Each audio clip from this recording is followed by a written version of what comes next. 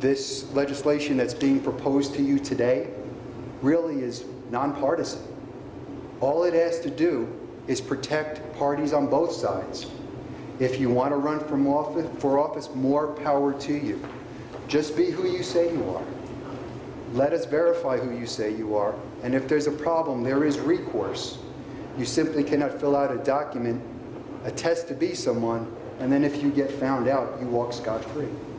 This legislation harms no one and stops an illegitimate candidate from running for office. And from our position, we believe it's sound, we believe it's fair, and we believe it's nonpartisan. So we obviously are in support of this. After what we've seen today, this investigation goes further. Sheriff Arpaio has commissioned us to go further into this investigation. There are numerous other avenues that we are pursuing, and we are going to continue this.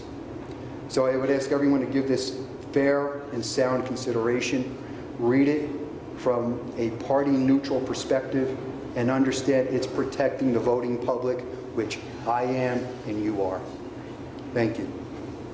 If the legislation gets killed for whatever reason this week, are you still going to continue with your efforts? And what do you see? Where's it going next step, for instance, on a federal level or so forth? Oh, we're not stopping. Whether it's passed or not passed, we're going to continue doing our job. This would just help us a little. Actually, this was passed last year. The governor vetoed this.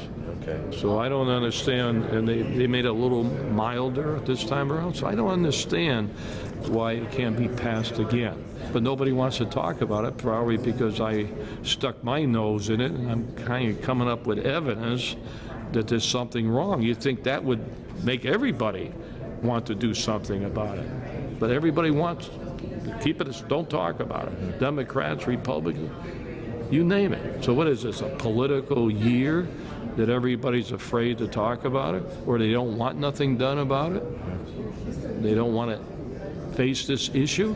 That's sad. Do you think America asks a lot of the countries around the world to uphold a certain standard of democracy and transparency in their affairs? How important is it for us to have that level of transparency and accountability and integrity here at home? Is that what this represents? I think it's very important. Now, I'm just looking at it as a law enforcement guy. I'm looking at two crimes. I'm not accusing the president of violating any law. What we're looking at is two possible forged government documents. If it was you or anybody else, everybody would be saying, how come you're not arresting this guy? How come you're not doing it? Just because it's the president? Nobody wants to touch it? That's sad. So, as I say, we're not accusing the president, but we sure know somebody's responsible for that selected service form and for the birth certificate that they went public and showed. What confuses me is the amateur type of operations they were performing. When you look at the birth certificate, that's sort of amateur. And yet everybody says that that's a legitimate birth certificate.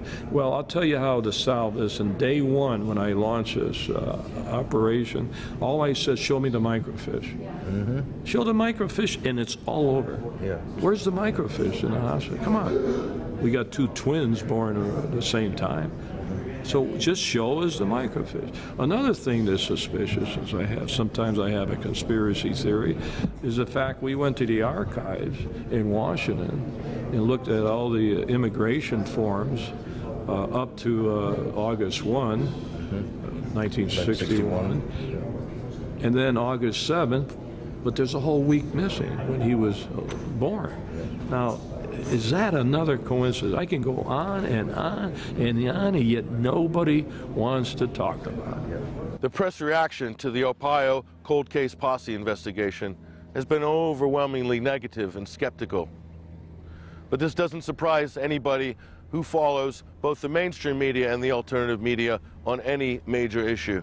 That's why INFOWARS has come down to Phoenix to take a look closer at this investigation and also to speak to the posse's lead investigator, Mr. Mike Zullo.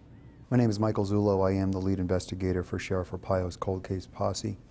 I am a former police detective, former private detective, state of Arizona. Moved to Arizona in 1993. joined the sheriff's posse in 2005, and in 2006 the sheriff asked me to head up a newly formed cold case posse specifically used for his purpose, and that answered directly to him. When Sheriff Arpaio contacted me, he asked me to come down to his office. He relayed to me that he was petitioned by about 250 citizens asking for help. They believed that their voting rights were going to be infringed, and they suspected that the birth certificate put forth by Barack Obama was in fact fraudulent, and they asked him to investigate it. When the sheriff contacted me and I did come down, he explained that to me. He also explained to me that he wasn't really sure if this was in his venue or jurisdiction to look at.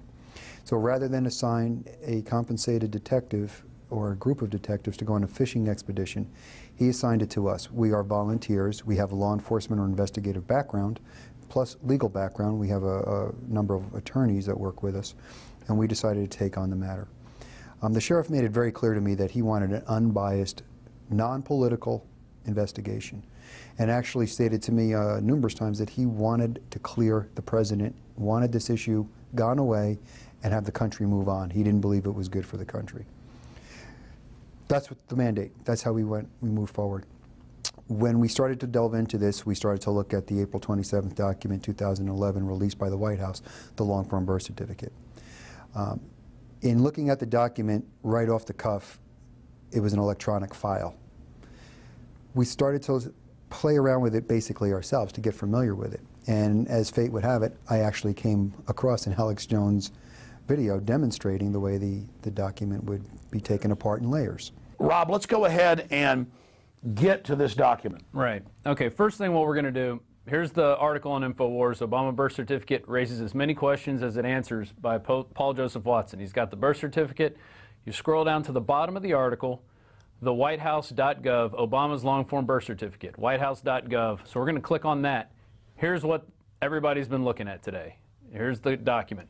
We're going to save this into a folder called Obama Birth right here. Nothing in here, and here it says birth certificate long form. So now if you have a copy of Adobe Illustrator, you open that up. So now we're in Illustrator, you can see up at the top here. We're going to open this really quickly. Here we are in Illustrator, and you can see already that there's little layers, but you can't, it moves everything at one layer, okay? So there, I'm going to go back, put it back here. Now watch this, I'm going to click onto it, right click to release clipping mask. This is what everybody's been doing. So now everything has been all the layers have been broken apart. So we'll just grab this layer real quick and we're going to cut And it. this is like in a Photoshop file. You can see what was moved before and what they altered, and you can see that these things were cut in here. I'm sorry, go ahead. So here we are. I'm going to cut this layer. Boom. And now we're going to add it to a different layer on top of that other layer. And now you can see this is a completely different layer, and there's even a missing number on this when you bring this back in. We went to some graphic design experts, some forensic document examiners, and we asked their opinion of the document. It became apparent to us and apparent to them that the document was layered, but was layered in such a manner that it could only be put together by human logic, not something that could happen by itself in a software type of setting. In other words, a one-button push isn't going to accomplish what happened to that document. So then during our own testing, we took a scan of the president's long-form birth certificate. As a matter of fact, we printed off a copy by turning off the green safety background, which just simply produced a black and white image on a white piece of paper. Perfect. Perfect. We took that image and we photocopied that onto safety paper. We literally made a hard copy document. We took that document, scanned it into a computer, and we got, lo and behold, a one-dimensional document. You could not move anything on it. There were no layers. There was one link, one layer. Nothing moved, nothing could be altered, nothing could be changed. Then we took that same document and we ran it through OCR testing and compression testing, and we got links and we got layers. But we didn't get 9 links and we didn't get 9 layers. We got anywhere from 45 to 250 layers. We ran it through different type of scanning equipment, different copiers, got the same results. The other thing that became extremely apparent to us was that the register stamp and the date stamp could be moved completely off the document and they would leave a white halo background. That struck me because in the document that we printed out, you had a marriage between the black font ink and the green safety paper. There was no separating this. This, though, left a white halo, almost like a ghosting of the information on the stamp. Further analysis showed us that the register stamp and the date stamp were in fact imported to the document from an unknown source document. They were actually 90-degree rotated. They were brought over to the document. They were placed on the document. When we first looked at it, we thought, okay, they took this and they placed it onto the safety paper. So you saw the rotation? The rotation. And it's on different layers. Each one of these things have their own separate layer. Through the history palette of the software document? Yes, its own separate layer. They're separate little entities residing on the document. We first thought, okay, they just took it and they laid it on the document. Although we weren't able to produce the halo effect or the white ghosting effect. Further investigation revealed to us that what they actually did is they worked with almost like a white palette, or a white sheet of paper, if you will, did all the printing work, put the stamp on it, put the register stamp, the date stamps, and some other date stamps on it, and then what they did is, by computer generation, replicated green safety paper and applied it last to the document, filling in all the white background. When you take it to that step, what happens is the green safety paper replicated background by computer generation cannot fill in black font. It fills in blank white spaces, doesn't touch any other character. Hence, when you move the document, you get the outline of what was already there. That, to us, was enough to say the document is 100% manufactured, has been manipulated, but worse than that, the register stamp and the date stamp have no legal authority certifying this document to be anything.